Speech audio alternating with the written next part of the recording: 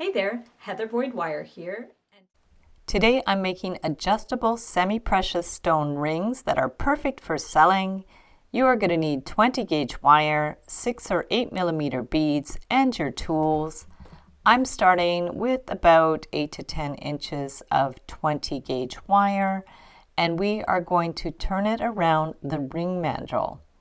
So just wind it around, and then we're going to slide the bead right on that wire and center it, and then bend one end to one side, and then get your round pliers and bend the other wire towards the other side. So we have one that's below and one that's above, and then we're going to put it back on the mandrel and turn the wire back around so it's curved above and below the bead.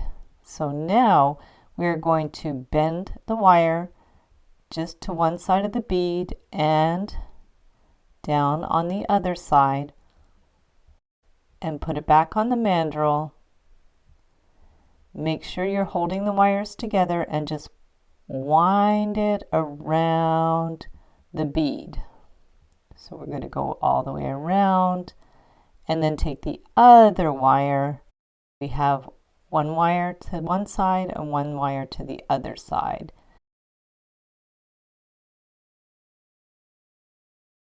And then we're going to take the end and wind it around a couple of times. You could go around 2 or 3 times. If the wire is short, just grab the end with the pliers and wind it around a couple of times. Good. Give it a little tug. And then we're going to clip those wires. Just use your flush cutters and then pinch in those pokey ends. Just push them right down so they're not sharp. Make sure the wires are squeezed together, and then we can put it back on the ring mandrel and adjust the back so they're lined up. You can even hammer the wire if you want so it's hardened and more stiff. Put it, and then we're going to push these wires down a bit if they've come up too much on the bead.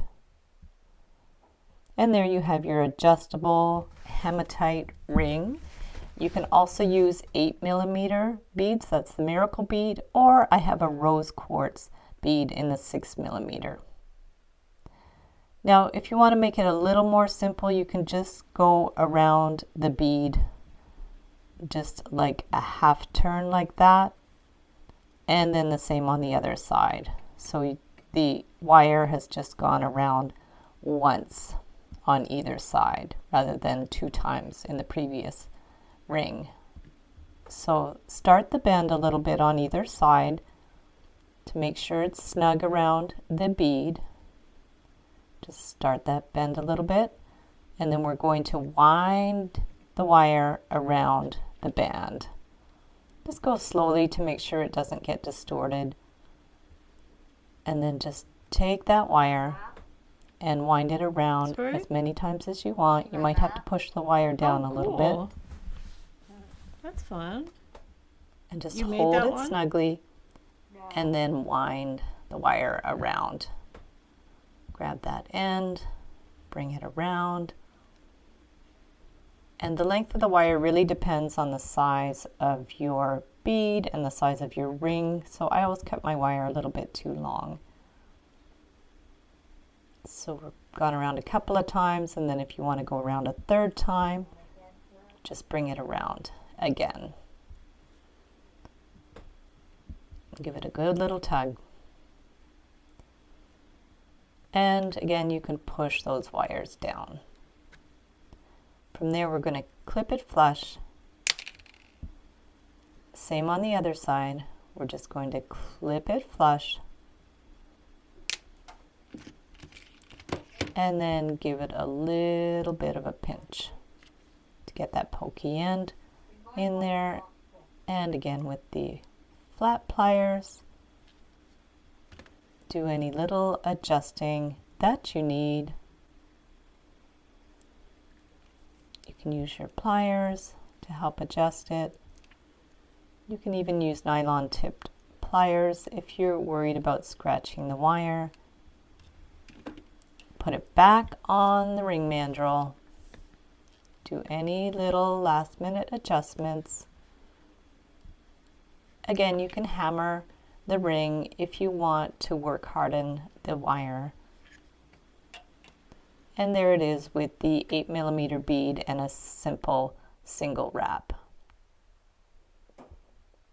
So thanks so much for watching the video. Give it a big thumbs up if you liked it. Be sure to subscribe to my channel for lots more wire art and jewelry making videos.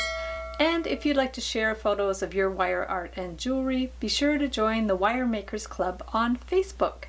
And if you'd like to check out my work on Etsy, my husband and I specialize in custom wedding cake toppers and funky jewelry. I also have a mailing list, so if you'd like to sign up below, I'll send you my Wire Art Essentials ebook. So thanks again for watching, and we'll see you the next time.